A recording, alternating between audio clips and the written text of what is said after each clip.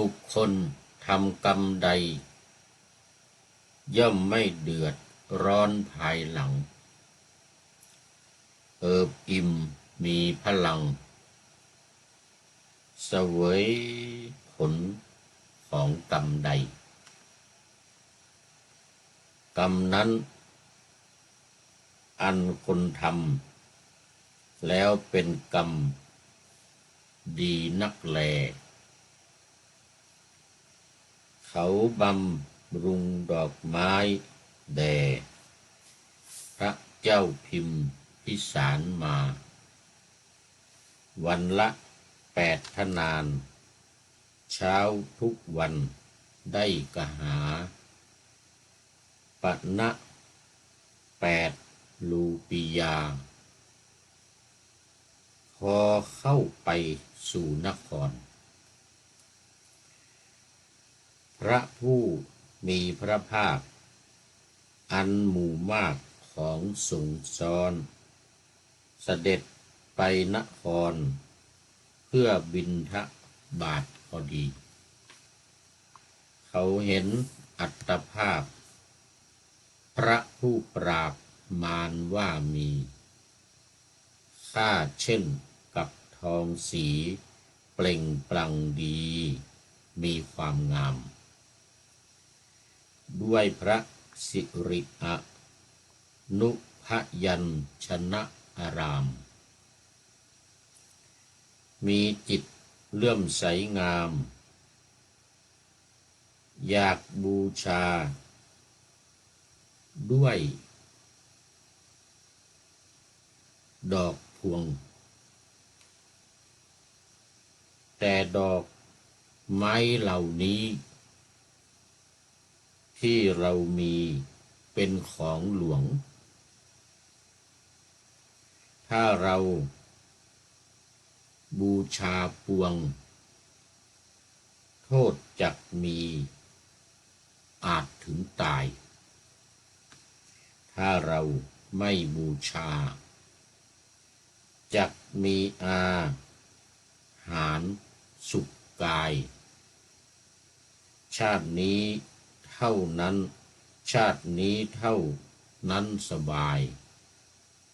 ถ้าบูชาพุทธองค์จักสุขทั้งใจกายในภาคหน้า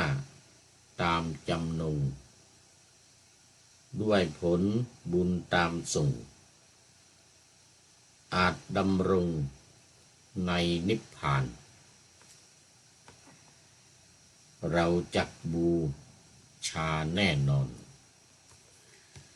ขอถวายความนอบน้อมแด่พระรัตนตรัยมีพระพุทธเจ้าเป็นต้นขอถวายความเคารพพระมหาเถระพระเถรานุเถระเจ้าคณะพระสังฆาธิการทั่วโลกมีพระเดชพระคุณพระธรรมเสนาบดีเจ้าคณะภาค7วัดพระธาตุดอยสุเทพเป็นต้นและขออำนวยพรแด่ท่านผู้ฟังท่านผู้ชมสาธุชนพุทธบริษัททั้งหลายมีคุณโยมสายสมรเป็นต้นสาธุสาธุวันนี้คุณโยมสายสมรเข้ามาตั้งแต่หัวรุ่งเขาเรียกว่าไก่ยังไม่ทันโผโอ้โมทนาน้อมกราบสาธุสาธุสาธุโอ้วันนี้ปะหน้าธรรมาสยังไม่ทันจบเลยได้เป็นต้นเลยทีนี้สาธุชนพุทธบริษัททั้งหลายมีโยมสายสมรเป็นต้นโมทนาเป็นอย่างยิ่งวันนี้รายการธรรมทัศน์ของวัดพระธาตุดอยสุเทพก็ออกอากาศทางสถานีวิทยุวปท2จังหวัดเชียงใหม่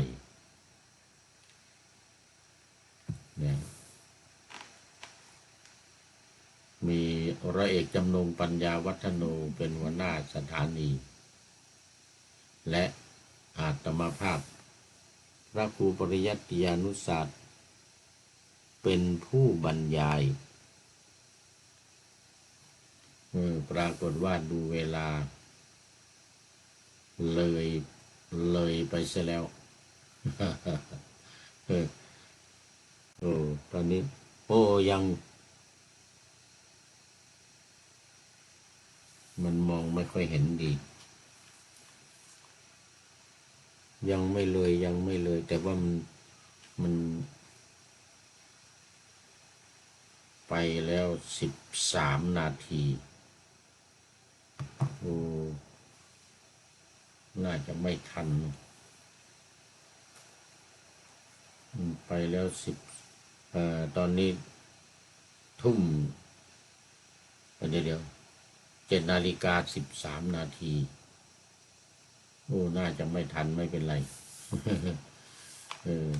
เนื่องจากว่าวันนี้ฉุกละหุกเตรียมตัวเดินทางจัดของลงกระเป๋าปรากฏว่าของมันเยอะมันเพิ่มเยอะเพิ่มก็จริงอยู่เพราะว่าตอนมาเนี่ยทั้งผ้าเสื้อกางเกงเสื้อกันหนาวใส่มานุ่งมาแต่ตอนนี้มันไม่ได้นุ่งมันร้อน กลางวันก็30 องศาที่เยอรมันนี่นะก็เลยไม่ได้ใส่โยมสายสมรจะต้องได้ห่มผ้าบางๆนี่ไปดังนั้นก็ผ้าผ่อนท่อนสบายที่เอามาด้วยไม่ว่าจะเป็นกางเกงอุ่นถุงเท้าเสื้ออุ่นแล้วไม่พอมาซื้อที่นี่เพิ่มอีกตัวหนึ่งเมื่อวันก่อนไปเบอร์ลินโยมน้อยที่วัดพุทธวิหารเบอร์ลินถวายมาอีกเพราะมันหนาวไปเบอร์ลินวันนั้นก็หนาว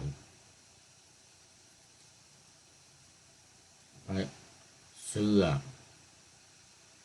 แล้วก็ซื้อหมวกเสื้อ2 ผืนเสื้อกันหนาว2 ผืนโอ้ก็เลยใส่กระเป๋าไม่หมดพากันไปซื้อกระเป๋าที่ตลาดที่ในเมืองซิเกนตอนเย็นมันบ่าย 4 โมงเย็นแล้วโอ้กลับมาก็จะ4 ทุ่มก็มาจัดกระเป๋าเอาของอะไรลงกระเป๋าอีกโอ้โหแล้วก็อาบน้ำกว่าจะเสร็จแล้วก็มาดำเนินรายการปรากฏว่าเมื่อกี้มันยังไม่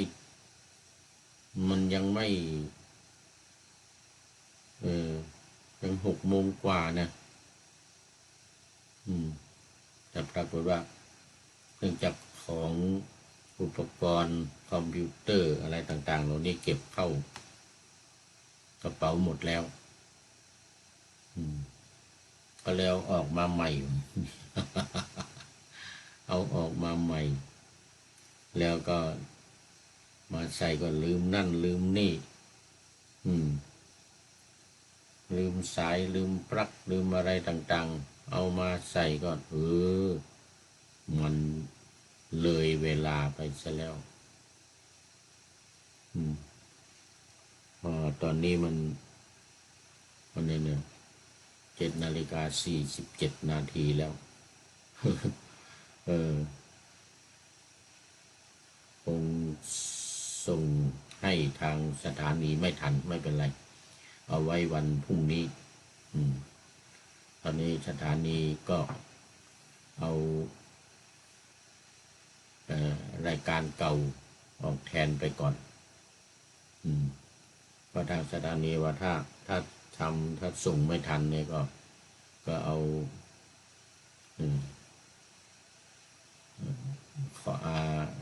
รายการเก่าที่ทำไว้แล้วมันมีเยอะแยะที่ผ่านมาเลยเอาออกไปก่อนของเมื่อวานนี้ก็เอาออกวันนี้อีกก็ได้ ต้องขออภัยเอาละตอนนี้ก็เข้ามาสู่เนื้อหาสาระเพราะว่าเมื่อกี้อีกหน่อยก็คือเตรียมตัวเดินทางจะกลับไปเอสโตเนียวันนี้เดี๋ยวตี 5เนี่ยตี 5ของที่นี่นะตี 5ของที่นี่ตอนนี้เท่าไหร่แล้วมึงโอ้ตี 2แล้วเนี่ยเดี๋ยวตี 5รถก็จะมารับไปสนามบินจะต้องเช็คอินนะ9 นาฬิกาเนี่ยนะประมาณ9 โมงครึ่งเช็คอิน9 โมงครึ่งแต่ว่าไม่เป็นไรทำรายการนี้จบรถก็มาพอดีเพราะว่ามันต้องมีอีก2 รายการนาวาวังทองอีก30 นาที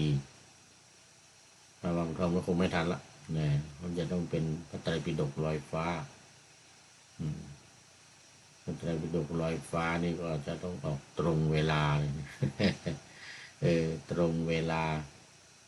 8 นาฬิกาพอดี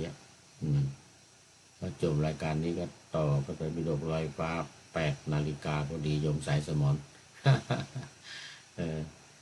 รายการธรรมทัศน์นี่ก็คงต้องยกไปวันพรุ่งนี้เอาไปเปิดวันพรุ่งนี้ดังนั้นท่านผู้ฟังที่รับฟังวันพรุ่งนี้ก็อย่าได้คิดว่าพูดผิดหรือว่าวันผิดนะเพราะว่ามันเอาอาการไม่ทัน ก็ต้องเลื่อนไปในวันพรุ่งนี้นะมาจากเอสโตเนียลี้ภัยหนาวมา6 เดือนแล้วตอนแรกก็พระเดชพระคุณหลวงพ่อบอกว่าให้อยู่ที่นี่จำพรรษาที่นี่ก็เลยชะล่าใจไม่ได้คิดถึงเรื่องของวีซ่า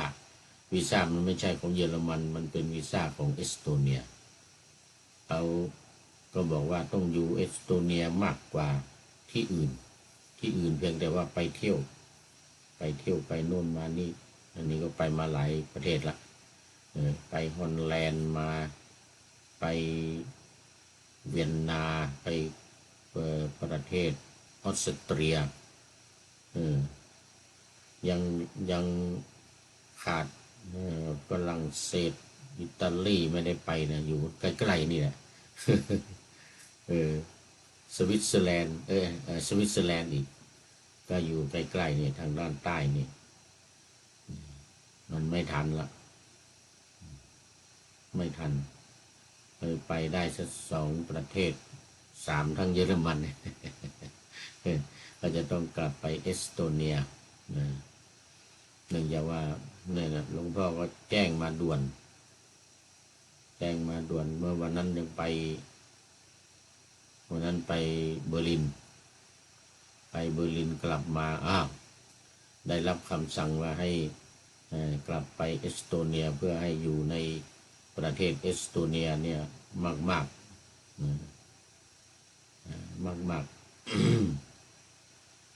แล้วก็กลับไปทำงานด้วย กลับไปทำงานที่ศูนย์ปฏิบัติธรรมวัดพระธาตุดอยสุเทพอาตุนาเมืองทานลินประเทศเอสโตเนียไปปฏิบัติธรรมกรรมฐานสมถกรรมฐานวิปัสสนากรรมฐานเนี่ย ไม่เป็นไรนี่ก็ เอาไปออกอากาศในวันพรุ่งนี้นะ วันนี้เข้าสู่เรื่องใหม่นะ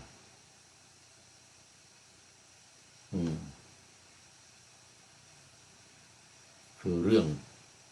สุมาณะมาลาการคือสุมาณะมาลาการก็คือว่าในผู้ทำดอกไม้ชื่อสุมาณะทำดอกไม้ถวายพระพุทธเจ้าไว้ขออภัยทำดอกไม้ให้พระราชาทุกวันวันละ8 ทนานก็ได้กหาปณะได้เงินมา8 รูปีทุกวันโอ้สมัยนั้นแค่8 รูปีนี่ก็อยู่ได้แล้วร่ำรวยแล้วพออยู่พอกินว่างั้นแหละพออยู่พอกินแค่8 กหาปณะนี่นะพออยู่พอกินแต่ว่ามีอยู่วันหนึ่งพระพุทธเจ้าเสด็จเข้าไปบิณฑบาตในพระนครราชคฤห์เรื่องนี้เกิดที่เมืองราชคฤห์นะวัดเวรุวันนะพระองค์ประทับอยู่ที่เวรุวันมันอยู่นอกเมือง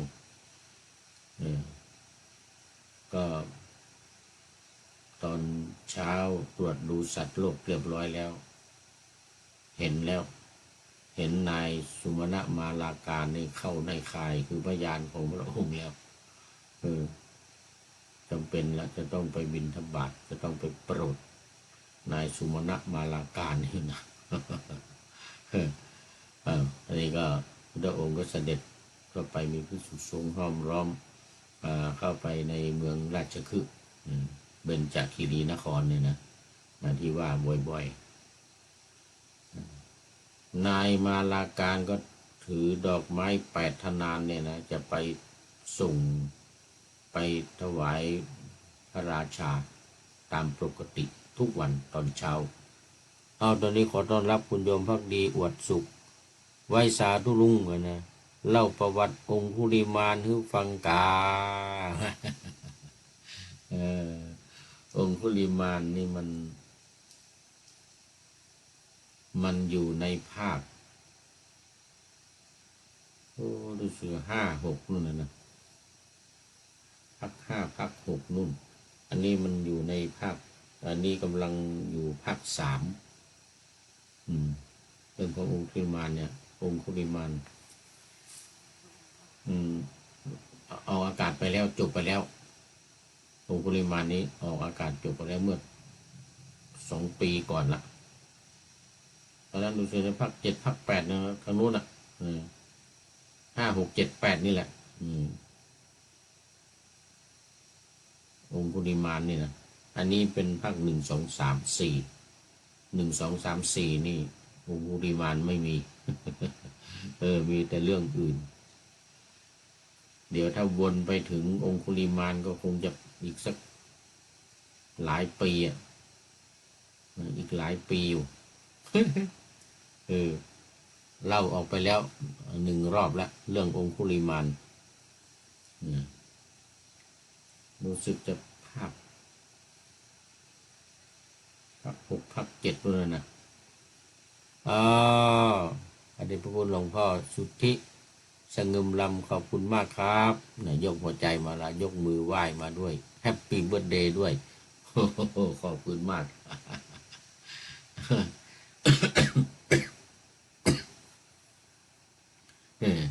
วันนี้โยมสายสมรเข้ามาเป็นท่านแรกไก่ยังไม่ทันหูปาหน้าธรรมาสยังไม่เสร็จอันนี้บอกโยมหลวงพ่อบอกว่า Good morning นั่นแน่หลวงพ่อทันสมัยนะหลวงพ่อทันสมัยมากนี่ใช้ภาษาอังกฤษด้วย Good morning เหมือนกันนะแต่ที่เยอรมันนี่เขาเรียกว่า Guten Morgen Morgen Guten Morgen นะหลวงพ่อโยมภักดีจากเชียงรายก็จะให้ ให้พรเป็นภาษาเยอรมันยังไม่ได้เลย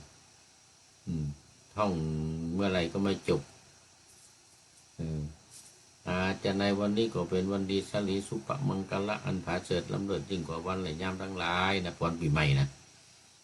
เดี๋ยวเอาไว้ปีหน้าเอาไว้ปีหน้าภาษาเยอรมันปั่นปอนปีใหม่โยม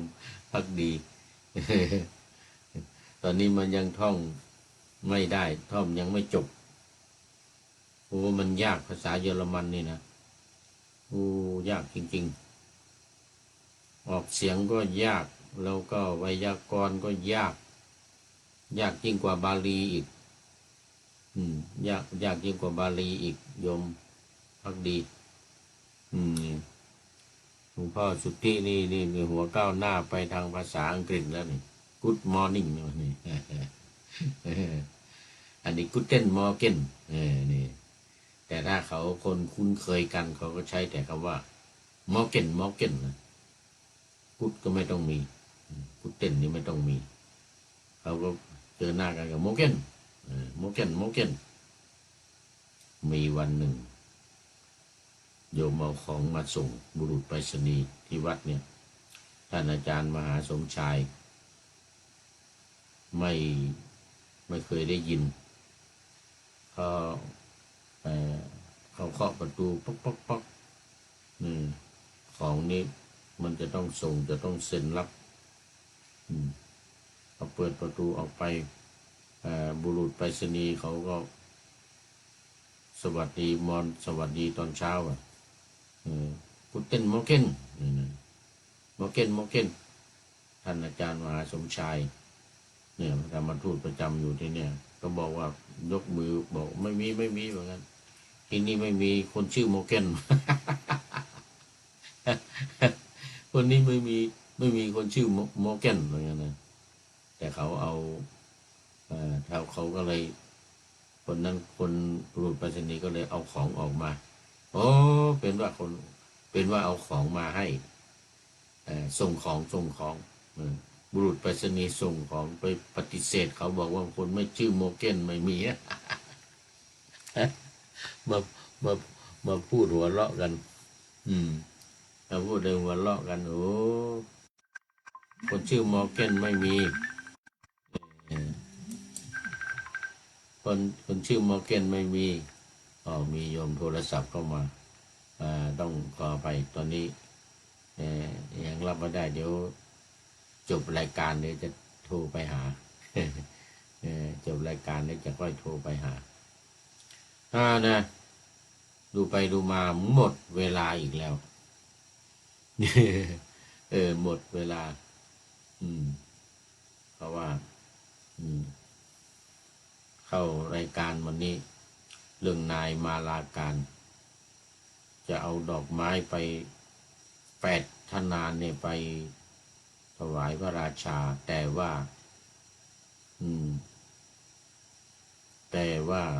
พระราชา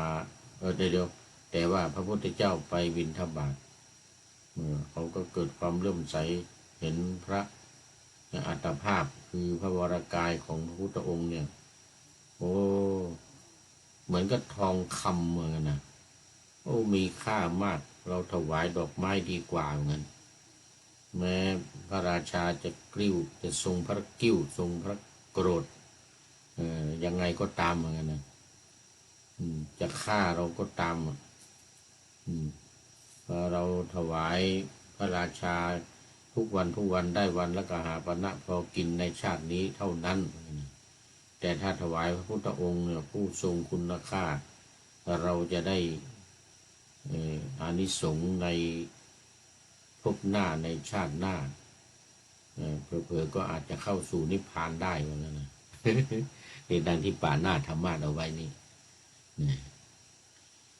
บุคคลทำกรรมใดย่อมไม่เดือดร้อนภายหลังเอิบอิ่มมีพลังเสวยผลของกรรมใดกรรมนั้นอันคนทำแล้วเป็นกรรมดีนักแลเขาบำรุงดอกไม้แด่ พระเจ้าพิมพิสารมา วันละ8 ทนานเช้าทุกวันได้กหาปณะ8 รูปียา